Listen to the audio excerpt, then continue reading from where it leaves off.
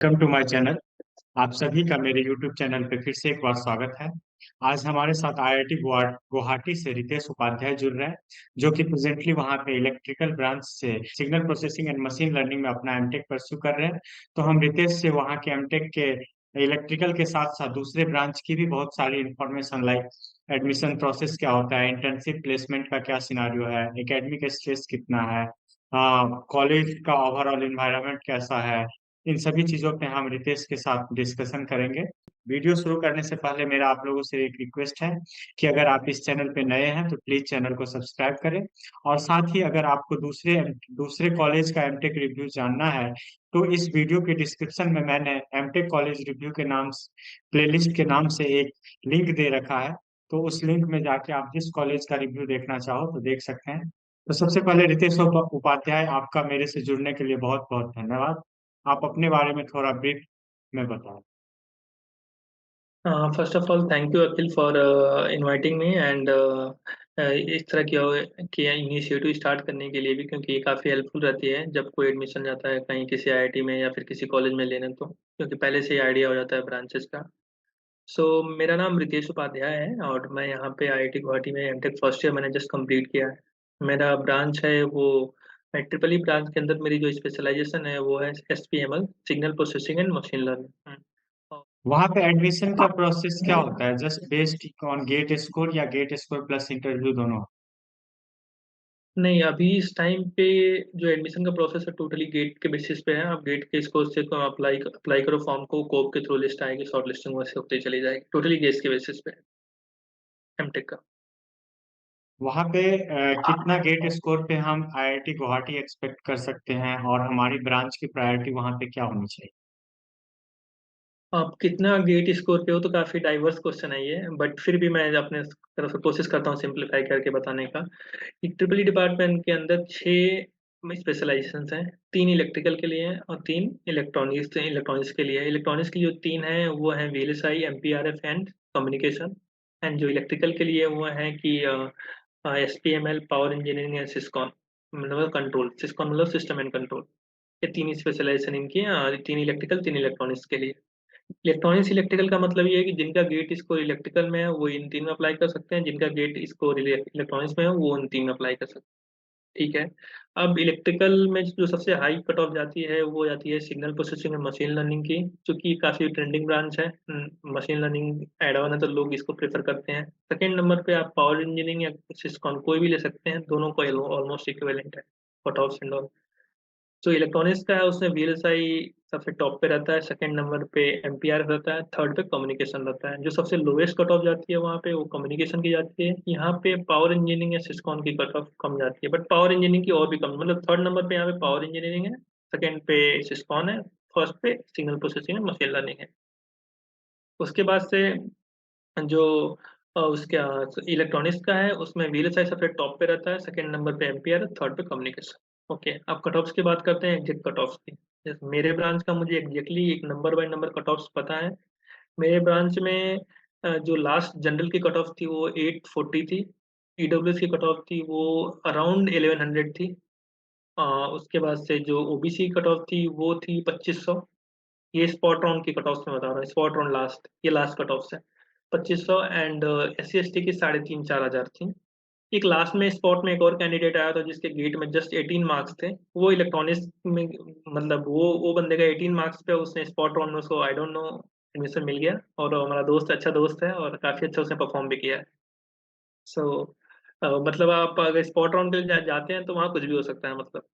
तो आप अगर उतना रिस्क लेना चाहते हैं, स्पॉट राउंड में जाना चाहते हैं, तो वहाँ पे जाएंगे तो आपको मिल सकता है ये सारे सिनेरियोज तक गेट करना स्कोर के।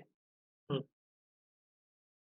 वहाँ पे इंटर्नशिप का क्या सिनारियो है? तो किस किस टाइप की कंपनी विजिट करती है, कितना मीन्स से कुछ टॉप कंपनियों के नाम बताए, कोर कोर के लिए कितनी कंपनी विजिट करती है, सॉफ्टवेयर के लिए कितनी विजिट करती है, इंटर्नशिप से पीपीओ कन्वर्सन का कितना रेशियो एक्सपेक्ट कर सकते हम्म।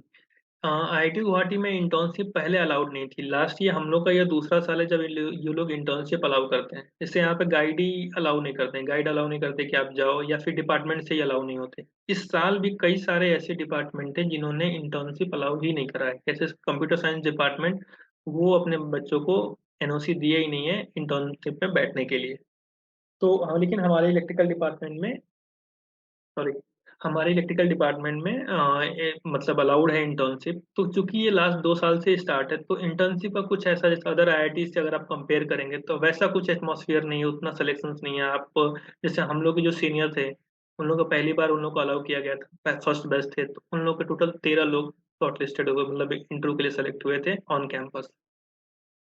और उसके बाद से उसको उन लोगों को पीपीओ का ऑफर भी आया था, बट बहुत जन ने सेलेक्ट नहीं किया था, क्योंकि कुछ अच्छा ऑफर नहीं था, 20 उस एलपीए तक का ऑफर था। तो उन्होंने, मेरे इस ब्रांच के सीनियर, तो उन्होंने रिजेक्ट कर दिया था, और अभी उन्होंने प्लेसमेंट लिया, तो 35 एलपीए का उनका प्लेसमेंट हो गया।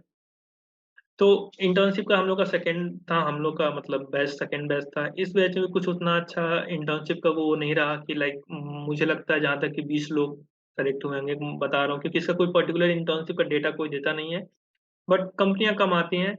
और ऐसा कुछ अभी वो बोलते हैं कि लाइक सेट नहीं, जैसे प्लेसमेंट का कंपनियों से टाई अप रहता है, सेटअप रहता है, तो कंपनियां हर बार इंटर्न के लिए आ जाती हैं। बट अभी इंटर्न का यहाँ पे कुछ ऐसा सेटअप है नहीं, तो आप कम उम्मीद करके आए कि इंटर्नशिप लगेगा। तो प्लेसमेंट के बारे यहाँ में डिटेल में बताएं। प्लेसमेंट में किस किस टाइप की कंपनी विजिट कर रही है, दोनों प्रोफाइल को अलग अलग करके बताइएगा, सॉफ्टवेयर और कोर का। और टॉप ठीक कंपनी है। के नाम भी बताइएगा, प्ले पैकेज के बारे में भी बताइएगा, इन सभी चीजों के बारे में हम्म। डिटेल्स। ठीक है, प्लेसमेंट में जैसा कि आप लोग जानते हैं कि प्लेसमेंट में आईआईटी गुवाहाटी तो मतलब सबको पता ही है कि टॉप प्लेसमेंट देता है आईआईटी गुवाहाटी। और रही बात कंपनियों की, तो हम लोग के एक कैंडिडेट को तीन प्रोफाइल भरने के लिए मैक्सिमम अलाउड रहता है कि 3 प्रोफाइल के लिए अप्लाई कर सकते हैं सॉफ्टवेयर। और जो भी जिसको अप्लाई करना हो, 3 से ज़्यादा प्रोफाइल वो अप्लाई नहीं कर सकते, मतलब 3 से ज़्यादा वो उनको रिज्यूमे सबमिट करना होता है, 3 तरह के रिज्यूमे, उसी 3 पे ही बार बार सेलेक्ट करके लेना होता है। तो सबसे पहले सॉफ्टवेयर की, मैं सॉफ्टवेयर की जितनी भी टॉप कंपनी पूरे वर्ल्ड की हैं, जैसे गूगल हो गया, इंडिया की टॉप कंपनी, वर्ल्ड की टॉप कंपनी, सारी कंपनियां आती हैं। उसमें कोई वो नहीं है, मतलब गूगल, माइक्रोसॉफ्ट, एप्पल, फेसबुक, उबर, और फिर जो एचएफटी प्रोफाइल की जो कंपनियां होती हैं, कॉन प्रोफाइल की जो कंपनियां होती हैं, क्वाडाई, अल्फा ग्रेप, सारी कंपनियां आती हैं। तो मतलब ये वॉलमार्ट आती है, सारी कंपनी जितनी टॉप टॉप लेवल की टॉप नॉच कंपनी है, सारी कंपनियां आती हैं। प्लेसमेंट में कोई इशू नहीं है, कंपनियां सारी आती हैं। वो डिपेंड करता है आप पे कि आपको रिटर्न उसका आप निकालो, उसके बाद इंटरव्यू क्रैक करो, ये टोटली आप पे डिपेंड करता है। आपको पढ़ के आओ, रिटर्न निकालो, और मोस्टली सॉफ्टवेयर के लिए सब लोग अलाउड होते हैं कि जिसको बैठना हो बैठो, बस आप रिटर्न टेस्ट निकालो। 1 दिसंबर से लेके डे 1, डे 2, डे 3 तक, डे 4 तक लगभग 300, 400, 500 कंपनियां आती हैं। प्लेसमेंट पूरे कॉलेज का हो जाता है, 24/7 चलता है वो, 72 से लेके 96 आवर्स पूरा कॉलेज दिन रात जगता है। प्लेसमेंट 4 दिन में सबका खत्म। जो लोग रह जाते हैं, फिर उनका डे 4, डे 5, डे 10 डे ऐसे चलते रहता है, फिर 15-20 दिन बाद वो खत्म होता है। देन 15-20 दिन का गैप लिया जाता है, और उसके बाद से जनवरी फरवरी से फिर से प्लेसमेंट स्टार्ट होता है। इसमें कुछ डे जीरो नहीं होता है, जो जिस कंपनी को जब आना है तब आए, और जो भी कैंडिडेट बचे हुए हैं उनको लेके जाए। हार्डवेयर कोर में, अब कोर में इलेक्ट्रिकल की कोर कंपनियां, मैकेनिकल की कोर कंपनियां, जैसे मर्सिडीज हो गई, ये सारी कंपनियों के प्रोसेस सबके सेम है। इलेक्ट्रिकल की कोर कंपनी हो गई, वीएलएसआई की कोर कंपनी हो गई, जैसे कि टेक्सास हो गई, क्वालकॉम हो गई, इंटेल हो गई, ये सारी कंपनियां ये सेम आएंगी, रजिस्टर करेंगी, प्री प्लेसमेंट टॉक होगा, इनका इनका एग्जाम होगा, बताएंगे इस डेट पे एग्जाम होगा, रिजल्ट आएगा, देन इंटरव्यू होगा, शॉर्टलिस्टिंग। हाँ, एक और चीज़ कि जब डे 1 डे 2 आप इंटरव्यू से बाहर निकलते हो, अगर उनके उसके बाद उनका कोई फर्दर राउंड नहीं है, then hand to hand they have to give you offer. Hand to hand वो दे, मतलब अगर आप उनको वो अगर आप शॉर्टलिस्टेड हो तो उनको तुरंत आपको ऑफर लेटर देना है, नहीं देंगे तो आप फ्री हो किसी भी कंपनी में बैठने के लिए। जैसे मैं जैसे मेरी जो स्पेशलाइजेशन है, मैं उसका एग्जैक्ट डेटा ही दे देता हूँ कि जैसे कि हमारे यहाँ कुछ 23 या 22 पीपल का स्ट्रेंथ है, जिसमें से लोग 20 लोग तो एडमिशन ले लेते हैं, क्योंकि बहुत तो छोड़ भी दे देते हैं, एडमिशन लेके छोड़ देते हैं। तो 20 लोग में से 15 लोग एलिजिबल थे उसके लिए, क्योंकि 5 लोग में से 2 लोग आर्मी वाले लोग थे, क्योंकि हमारे आर्मी कोटा भी है। आर्मी एयरफोर्स से 2 लोग आके कर रहे थे, और 3 लोग एलिजिबल नहीं थे प्लेसमेंट के लिए, या फिर वो छोड़ दिए थे, पीएसयू जिनको मिल गया था तो वो चले गए थे पीएसयू। तो टोटल 15 लोग एलिजिबल थे। पहले दिन ही ऑलमोस्ट 5 लोग का हो गया, 5 लोग का 30-35 प्लस हुआ था। सीटीसी मतलब इनका 30-35 प्लस ही हुआ था। और इन फेज करके कंपनी आई थी, वो 1-2 लोग को ले गई थी। उसके बाद से मैथ्स वर्क आई थी, ये सब आई थी कंपनियां, ये सब लेके गई थी, मतलब 30 के अराउंड में सबको लेके गई थी। और उसके बाद से 5 लोग का ये तो पहले दिन ही हो गया था, दूसरे-तीसरे दिन तक जाते-जाते ऑलमोस्ट 10 लोग प्लेस हो गए। 10 लोग का एवरेज पैकेज अगर आप देखोगे सीटीसी की बात करोगे तो वो 20 प्लस ही रहेगा। बट 20 प्लस में एवरेज मतलब क्योंकि 5 लोग का ऐसा था कि बेस ही 20 प्लस, बेस ही 20 एकदम, 20 से कम बेस था ही नहीं उन लोगों का। क्योंकि इन फेज में 35 लाख दे रही थी तो बेस 20 दे रही थी। बाकी जो लास्ट में सेकंड थर्ड डे में हुआ है, इन लोगों का भी हुआ है बट इन लोगों का 20 के अराउंड सीटीसी में हुआ है। मतलब एवरेज 20 प्लस था 10 लोगों का। बाकी 5 लोग का बाद में हुआ है प्लेसमेंट। 4 या 5 लोग रह गए थे तो इनका बाद में हुआ है। जैसे उस वाले फेज में नहीं हो पाया था तो इन्होंने बाद में करके अभी तक सारे प्लेस्ड हैं यहाँ के। और वीएलएसआई में सारे बच्चे प्लेस हो गए थे। ऑलमोस्ट 1 या 2 लोग रह रहे थे, बाकी सारे ही प्लेस हो गए थे क्योंकि टेक्सास क्वालकॉम आई थी, 2 ही कंपनी आई थी इस बार हार्डवेयर के लिए। तो टेक्सास और क्वालकॉम आई थी, 38 एलपीए 38 एलपीए। आई थिंक 13 लोग को दोनों कंपनियां में लेके गई। तो उसमें कुछ कम्युनिकेशन वाले भी थे, कुछ एमपीआरएफ के थे, कुछ वीएलएसआई के थे। फिर उसके बाद भी वीएलएसआई के लिए और भी कंपनी आई थी, सब लेके मतलब अभी तक ऑलमोस्ट प्लेस हैं, जो बच्चे हैं वो ट्राई कर रहे हैं। बट अभी जो स्टैट्स हमारे पास आया था कि ट्रिपल ई डिपार्टमेंट का लगभग 70% स्टैट्स आया था लगभग 1.5 महीने पहले। उसके बाद भी लोग बहुत सारे लोग प्लेस हुए हैं, अभी भी चल ही रहा है प्लेसमेंट मतलब जिस ये स्पॉट राउंड का प्लेसमेंट चल ही रहा है। प्लेसमेंट के लिए जितने भी कंपनी आती है उसमें एमटेक भी अलाउड रहते हैं बीटेक के साथ साथ, या कुछ वैसा भी होता है कि किसी में बीटेक वाले को ज्यादा प्रेफरेंस मिलता है, एमटेक वाले अलाउड नहीं होते हैं, या कम प्रेफरेंस मिलता है, ऐसा कुछ?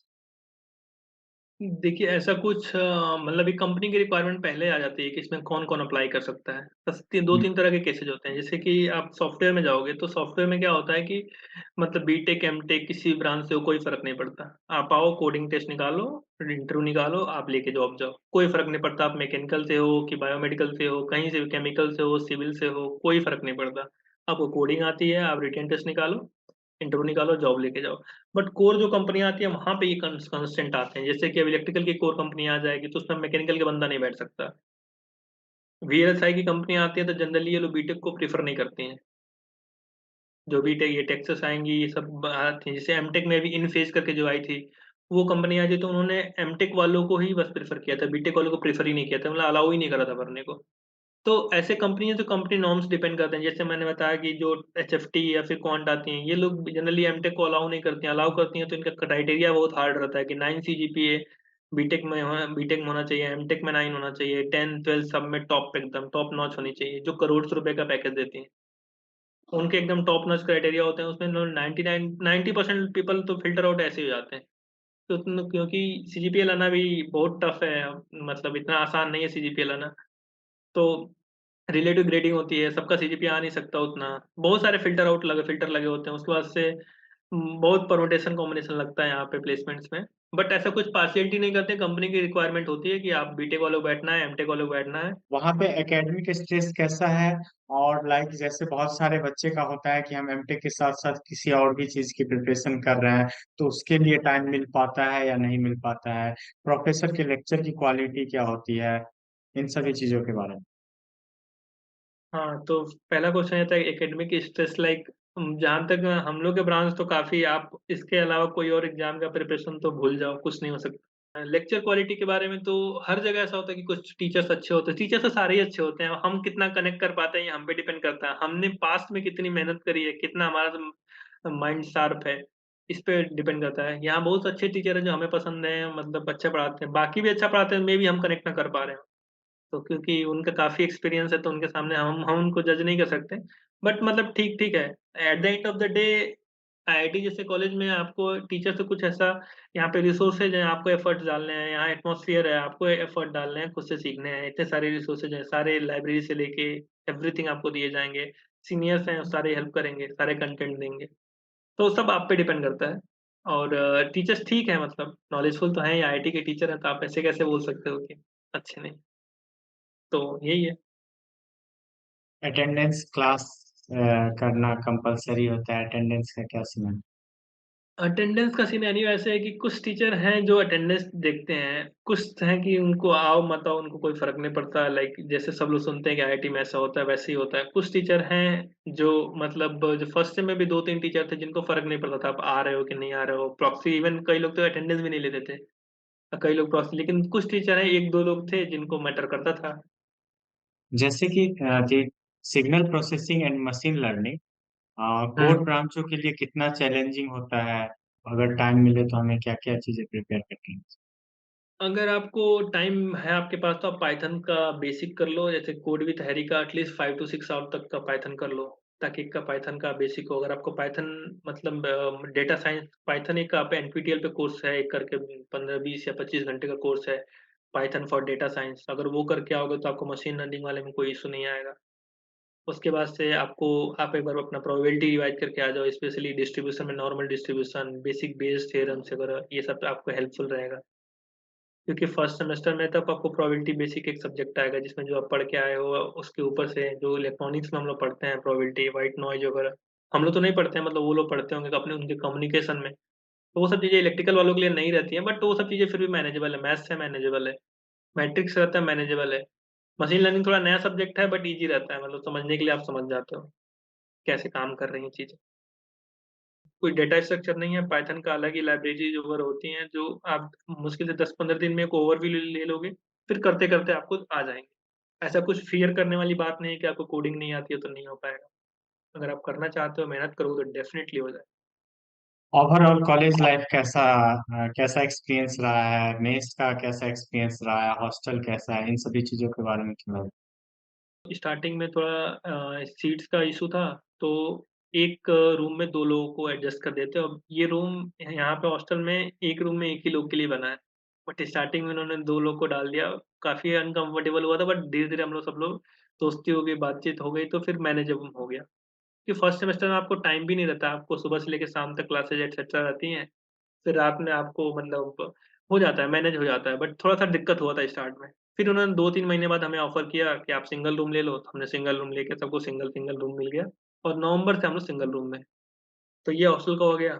मेस का हर हॉस्टल में मेसेस हैं तो हम लोग का ब्रह्मपुत्र हॉस्टल था, तो उसका मेस काफ़ी अच्छा है। एक और भी हॉस्टल थे, सबके मेस अपने-अपने हैं। आपको ऐसा कंपल्सरी नहीं है कि आप जिस हॉस्टल के हो उसी मेस में खाना, आप किसी भी हॉस्टल के मेस में खा सकते हो। महीने में हर महीने के एंड में आपको सब्सक्रिप्शन चेंज कराने का ऑप्शन आता है। आप उस पे जाके गूगल फॉर्म फिल अप कर दो, आपका मेस ऑटोमैटिकली चेंज हो जाएगा। तो मेस का तो ऐसा था कि आप जिस भी हॉस्टल में खाना चाहो वहाँ पे खा सकते हो। मेस 3 टाइम का मिलता है, ब्रेकफ़ास्ट, लंच और डिनर के मेनूज़ भी आपको मेल पे आ जाते हैं। जो भी आउटलुक यहाँ पे चलता है, जो सर्वर होता है इनका, उस पे आ जाते हैं। आप वहाँ से देख सकते हो कि आज क्या खाना बना है, कैसे क्या-क्या बना हुआ है। तो ये मेस का हो गया।